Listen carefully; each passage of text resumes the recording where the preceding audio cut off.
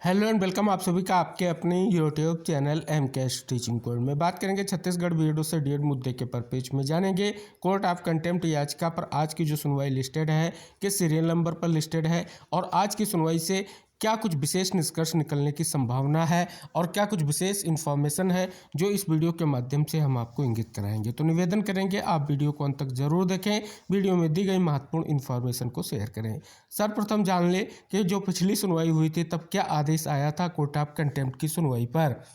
यहाँ पर देखेंगे ये सुनवाई 4 मार्च को हुई। 4 मार्च की सुनवाई में अगर बात कर ले याचिकाकर्ताओं की ओर से श्री मनदीप कालरा और प्रतिवादियों की ओर से श्री सिद्धांत तिवारी एडवोकेट का नाम मेंशन। साथ ही बात कर ले याचिकाकर्ता के विद्वान अधिवक्ता ने तर्क दिया कि इस न्यायालय के आदेश निर्देश का अनुपालन प्रतिवादी प्राधिकारी द्वारा आज तक नहीं किया गया। प्रतिवादी अवमाननाकर्ता के वकील ने कहा कि इस न्यायालय के आदेश निर्देश का अनुपालन 1/4/2025 को या उससे पहले किया जाना चाहिए। उन्होंने यह भी बताया कि वर्तमान में 900 पद रिक्त हैं। यह निर्देश दिया जाता है कि प्रतिवादी या अवमाननाकर्ता अगली सुनवाई की तारीख से पहले इस न्यायालय के आदेश निर्देश का पालन करेंगे, अन्यथा वह अगली सुनवाई की तारीख पर इस न्यायालय के समक्ष उपस्थित रहेंगे। इस मामले को 1/4/2025 को सूचीबद्ध करें। इस बीच याचिकाकर्ता के वकील 900 रिक्त पदों के संबंध में प्रत्युत्तर दाखिल कर सकते हैं। तो पहली बहुत बड़ी खबर यही है कि जो 900 प्लस रिक्त पद है रिजॉइंडर दाखिल करने को लेकर के कहीं ना कहीं कोर्ट ने निर्देश दिया था।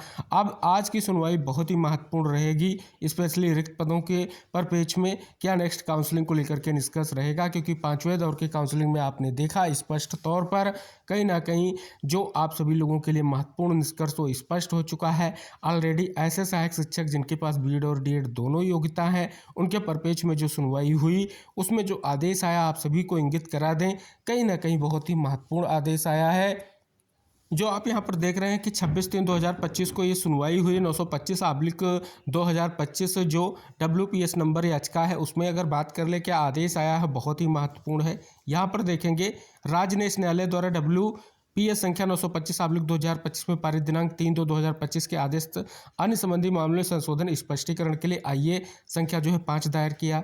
साथ ही अगर आप यहाँ पर देखेंगे राजकोई विद्वानों के लिए दलील दी, चूंकि याचिकाकर्ताओं ने अपने डीएड प्रमाण पत्र विभिन्न राज्यों से प्राप्त किए हैं, इसलिए उन प्रमाण पत्रों की उत्पत्ति का सत्यापन करना आवश्यक है जहाँ से उन्हें प्राप्त किया गया और इसलिए कुछ और समय चाहिए। इस न्यायालय ने आदेश पारित किया कि इस न्यायालय की अनुमति के बिना कोई नियुक्त आदेश जारी नहीं किया जा सकता। इस न्यायालय को राज्य द्वारा समय मांगने का कारण वास्तविक लगता है, इसलिए प्रतिवादी अधिकारियों को प्रत्येक याचिकाकर्ता के दस्तावेजों का सत्यापन करने का निर्देश दिया जाता है। प्रतिवादी अधिकारी सत्यापन के लिए अपना समय लेने के लिए स्वतंत्र हैं।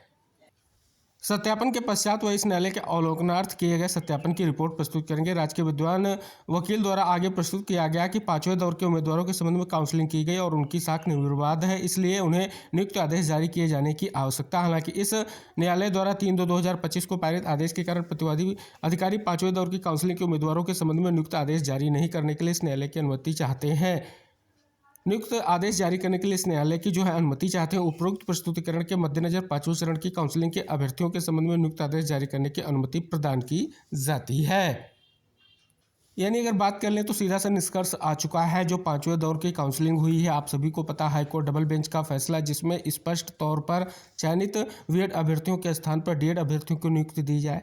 क्यों नियुक्ति दी जाए? क्योंकि जो 11 अगस्त 2023 का सुप्रीम कोर्ट का फैसला है उसमें जो बीएड योग्यताधारी जिनकी नियुक्तियां 11 अगस्त 2023 से पहले हो चुकी हैं उनकी नियुक्तियों को निरस्त नहीं किया जाएगा। उसमें कंडीशन और सारी चीज़ें हम कई बार आपको इंगित करा चुके हैं, लेकिन छत्तीसगढ़ में जो नियुक्तियां हुई हैं उसमें आपने हाईकोर्ट डबल बेंच का फैसला भी देखा, सुप्रीम कोर्ट का भी फैसला देखा है, जिसके बाद कोर्ट ऑफ कंटेम्प्ट के आदेश पर जो 2600 प्लस अभ्यर्थियों की प्राविधिक चयन सूची जारी की गई उसमें कुछ ऐसे सहायक शिक्षकों ने भी कहीं ना कहीं काउंसलिंग प्रक्रिया में प्रतिभाग करने को लेकर के याचिका दाखिल की।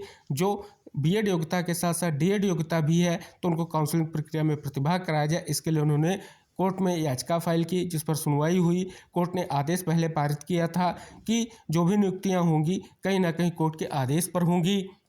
इसके बाद जब 26 तारीख को सुनवाई हुई तो कोर्ट ने आदेश दिया कि उनको नियुक्ति पत्र दिया जाए और उम्मीद है जिनकी काउंसलिंग हुई है स्पेशली उनके पास कहीं ना कहीं डीएड की योग्यता है तो उनकी नियुक्तियां कहीं ना कहीं स्पष्ट तौर पर नियुक्ति पत्र को लेकर के जो इंतजार था वो समाप्त हो चुका है। अब बात कर ली जाए जो काउंसलिंग को लेकर के डेट भी बढ़ाई गई ऐसे सहायक शिक्षक जिनके पास दोनों योग्यता है और प्रमाण पत्र कहीं ना कहीं उनके सत्यापन होने हैं, इसके लिए उनके लिए डेट बढ़ाई गई और वो डेट आपकी 3 अप्रैल है। इसके बाद आप सभी के लिए कहीं ना कहीं नियुक्ति पत्र के बाद आप सभी को विद्यालय में ज्वाइनिंग को लेकर के अब अगला निष्कर्ष देखने को मिलेगा। तो यानी कहें तो जो स्पष्ट तौर पर पहले आदेश दिया गया था कोर्ट ऑफ कंटेम्प्ट में, लगभग उस पर जो है कहीं ना कहीं स्पष्ट रूप से कार्य हो चुका है। यानी स्पष्ट रूप से काउंसलिंग का प्रोसेस और साथ ही जो सिलेक्शन अन्य जो प्रोसेस है वो कहीं ना कहीं गतिमान है। अब बात आती है जो रिक्त पद है उनके लिए अब क्या निष्कर्ष रहेगा, यह सुनवाई बहुत ही महत्वपूर्ण रहेगी। साथ ही जो प्राविधिक चयन सूची जारी की गई उसमें कितने अभ्यर्थियों को नियुक्ति मिली है, इसका भी निष्कर्ष कहीं ना कहीं स्पष्ट होने जा रहा है। तो इस प्रकार से आज की सुनवाई सभी दृष्टिकोणों से बहुत ही महत्वपूर्ण है, स्पेशली आपकी कोर्ट ऑफ कंटेम्प्ट की। तो आज की सुनवाई में स्पेशली रिक्त पदों को लेकर के क्या निष्कर्ष निकलेगा, क्या अगले दौर की फिर काउंसलिंग को लेकर के निष्कर्ष आएगा, ये बहुत ही महत्वपूर्ण रहेगा। तो आज की सुनवाई किस सीरियल नंबर पर लिस्टेड है, किस कोर्ट में लिस्टेड है, आइए उस पर एक विशेष रूप से निष्कर्ष इंगित कराते हैं। यहाँ पर अगर आप देखेंगे कोर्ट नंबर 17 में आज की जो आपकी सुनवाई लिस्टेड हुई है वो जस्टिस अरविंद कुमार वर्मा सर की बेंच में लिस्टेड हुई है। यहाँ पर अगर आप देखेंगे लिस्ट 2 के बाद यहाँ पर फॉर ऑर्डर्स वाले याचिकाएं सुनवाई को लेकर के लिस्टेड हैं। उसके बाद अगर आप देखेंगे ऑर्डर्स ऑन IAS, उसके बाद मोशन हेयरिंग मैटर्स में अगर देखेंगे तो सीरियल नंबर 7 यहाँ पर आपको शो हो रहा है। यहाँ पर आपकी जो कोर्ट ऑफ कंटेम्प्ट है 917/2024 वो सुनवाई को लेकर के लिस्टेड हो चुकी है। यानी अगर बात कर ले पहले फ्रेश मैटर्स की जो याचिकाएं लिस्टेड हैं उन पर सुनवाई और उसके बाद जो है आपकी कोर्ट ऑफ कंटेम्प्ट, यहाँ पर लिस्ट 1 फिर लिस्ट 2 फिर मोशन हियरिंग के मैटर्स में सुनवाई आपकी लिस्टेड हो चुकी है। तो फाइनली आपने देखा स्पष्ट रूप से आज की सुनवाई बहुत ही महत्वपूर्ण है और आज की सुनवाई में क्या डायरेक्शन आएगा रिक्त पदों के परपेच में ये बहुत ही महत्वपूर्ण रहेगा। तो आज की सुनवाई सभी दृष्टिकोणों से महत्वपूर्ण है। उम्मीद है आज एक महत्वपूर्ण फैसला और भी देखने को मिलेगा जो कहीं ना कहीं प्रतीक्षारत समस्त साथियों के लिए महत्वपूर्ण है। तो फिलहाल इस वीडियो को शेयर करें और चैनल को सब्सक्राइब करें। आज की सुनवाई का जो भी लाइव वीडियो होगा वो आपको शेयर किया जाएगा और सुनवाई के साथ साथ क्या विस्तृत निष्कर्ष आएगा वो भी आपको शेयर किया जाएगा। तो इसके लिए चैनल को सब्सक्राइब करें, बेल आइकन प्रेस कर ले। मिलते हैं नेक्स्ट अपडेट के साथ, तब तक के लिए बाय बाय, टेक केयर साथियों।